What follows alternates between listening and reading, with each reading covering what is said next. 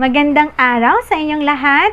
Ako nga pala si Ginang Richelle Eswi, ang inyong guro sa asignaturang Filipino, pagbasa at pagsusuri ng iba't ibang teksto tungo sa pananaliksik. Kamusta kayo? Inaasahan ko na kayo ay nasa mabuting kalagayan at kalusugan.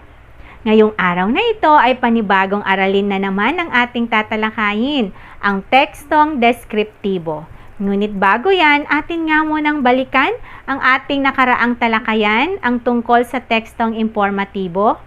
Ano nga ba ang tekstong informatibo? Tama, ito ay tungkol sa anyo ng pagpapahayag na ang layunin ay magpaliwanag o magbigay ng impormasyon.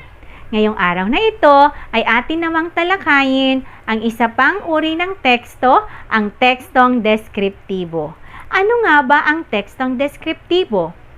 Ito ay may layuning maglarawan ng isang bagay, tao, lugar, karanasan, sitwasyon at iba pa. Ang tekstong deskriptibo ay maihahalin tulad sa isang larawang ipininta o iginuhit kung saan kapag nakita ito, ay parang nakita na rin nila ang orihinal na pinagmulan ng larawan. Subalit sa halip na pintura o pangkulay, mga salita ang ginagamit na panulat upang mabuo sa isipan ng mambabasa. Layunin ng sining ng description na magpinta ng matingkad at detalyadong imahen na makapupukaw sa isip at damdamin ng mga mambabasa. Kumbaga parang naaamoy mo, naririnig, o kaya malalasahan mo o mahahawakan nating mga mambabasa ang mga bagay na inilalarawan kahit nasa isipan lamang natin nabubuo ang mga imahen. Yan ang power o kapangyarihan ng sining ng description. Kumbaga, ang isang masarap na lutuin ay para mo na rin naaamoy yung bango at sarap nito kahit hindi man natin ito actual na nakikita o nalalasahan o naaamoy. Ngunit dahil sa mga salitang ginagamit na paglalarawan ay para na rin nating nalasahan o naamoy ang bango at sarap ng isang lutuin o kahit ng magandang tanawin para na rin nating nakita ang ganda ng kapaligiran o ng isang tanawin kahit hindi man natin to actual na nakita. Dahil yan sa mga paglalarawan na ginagamit sa tekstong deskriptibo.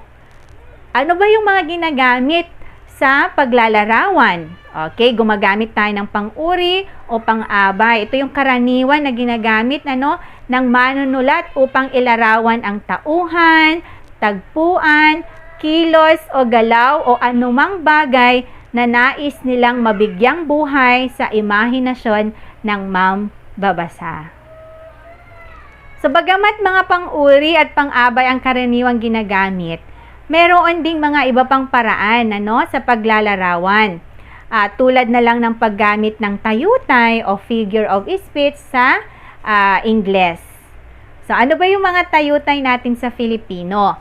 Ayan, meron tayong pagtutulad, pagwawangis, pagsasatao, at iba pa. So, balikan nga natin ang ating tayutay. Bigyan nga natin ng halimbawa kahit yung nabanggit ko lang na tatlo. Una, pagtutulad. Yan. Halimbawa, kasintayog ng bundok ang kanyang pangarap. Sa pagwawangis naman, bundok sa tayog ang kanyang pangarap. Ano napansin ninyo? Kapag sa pagwawangis ay hindi tayo gumagamit na ng salitang nagtutulad, direktahan ang ating isinasagawa. Wala na yung salitang kasin. Okay, dumako tayo sa pagsasatao. Halimbawa, kumakaway ang mga dahon na tila ba nagsasabing hindi dapat ako susuko sa anumang hamon ng buhay. Ayan. So, ang ginamit na pagsasatao ay yung salitang kumakaway. Ito ay angkop lamang sa tao, ngunit ginamit ito sa bagay. Ayan, kaya siya tinawag na pagsasatao. Okay, tama nga naman. Huwag tayong sumuko sa anumang hamon ng buhay na kinakaharap natin sa ngayon. Ayan. Okay, ano pa? Ang uri ng sulating na tekstong deskriptibo ay nagpapaunlad sa inyong kakayahan na mga mag-aaral na bumuo at maglarawan ng isang partikular na karanasan. Lalo na kung marami kayong karanasan sa buhay at nais nyo itong isulat, okay lang yan. Lalo na kung ito ay magsisilbing inspirasyon sa ibang tao. Bakit hindi? Ayan, magsulat kayo ng tekstong naratibo o maikling kwento at ilarawan ninyo, gamitan nyo ito ng tekstong deskriptibo. Ilarawan nyo yung mga karanasan na hindi nyo malilimutan at nagbigay sa inyo ng inspirasyon upang lumaban sa buhay. Ayan, dagdag pa, nagbibigay din ang tekstong deskriptibo ng pagkakataon para mailabas ninyong mga mag-aaral ang masining ninyong pagpapahayag. Ayan.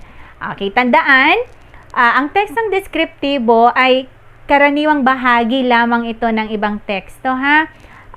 Halimbawa, ang tekstong naratibo. Ano ba yung halimbawa ng tekstong naratibo? Maikling kwento, nobela, dula, sanaysay. So kapag nagbabasa tayo ng nobela, kung mapapansin ninyo, marami itong mga bahagi na naglalarawan. So, yun yung tekstong deskriptibo. Ano? Bakit nga ba mayroon ito?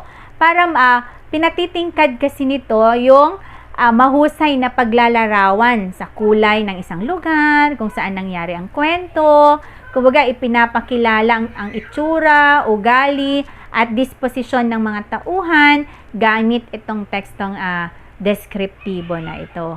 Okay, ganun din naman sa tekstong procedural, ano? Ang tekstong procedural, mula sa salitang procedure, hakbang, kung paano gawin ang isang bagay, paano nangyari yung isang bagay, ayan, ginagamit ang tekstong deskriptibo. Halimbawa, doon sa mga produkto na binibili natin, ano, kung mapapansin nyo doon, merong mga description na nakalagay. Tama? Ayan.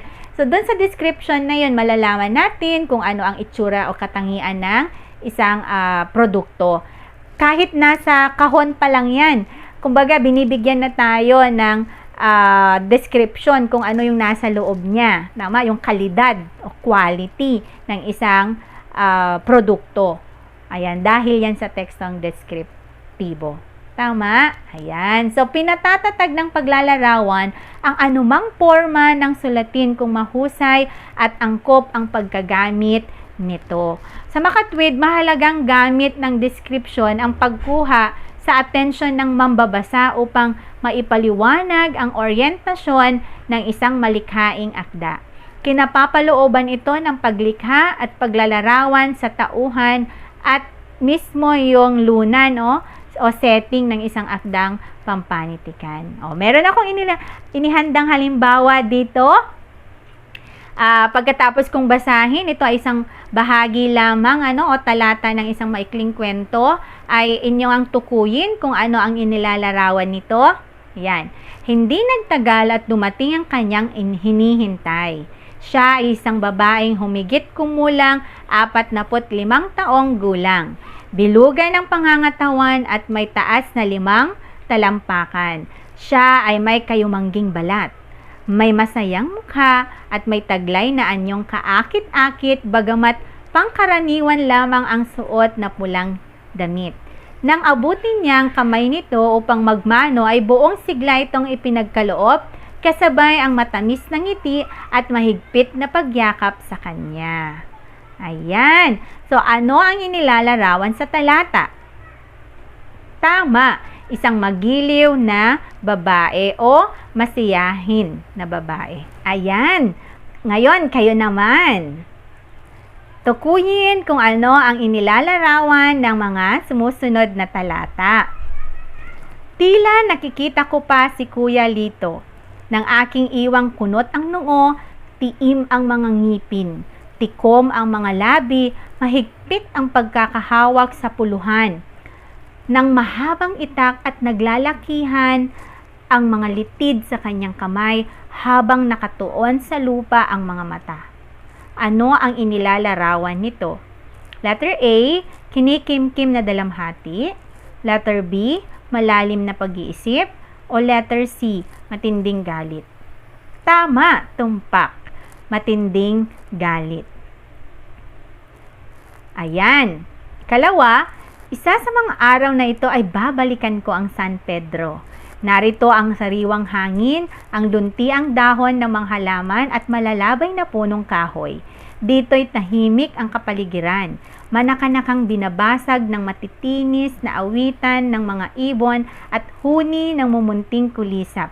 Kahali-hali na ang mabatong landas, patungo sa lumalagaslas at malakristal na tubig ng batis na yaon. Sarap naman manirahan dyan, ano? Ano ang inilalarawan nito? Letter A, isang kaaya-ayang pook sa bukid. Letter B, isang madawag na lugar sa nayon. Letter C, isang liblib na pook sa lalawigan. Tama, isang liblib na pook sa lalawigan dahil gumamit siya ng lugar, ang lalawigan ng San Pedro. Ayan, napakahusay naman.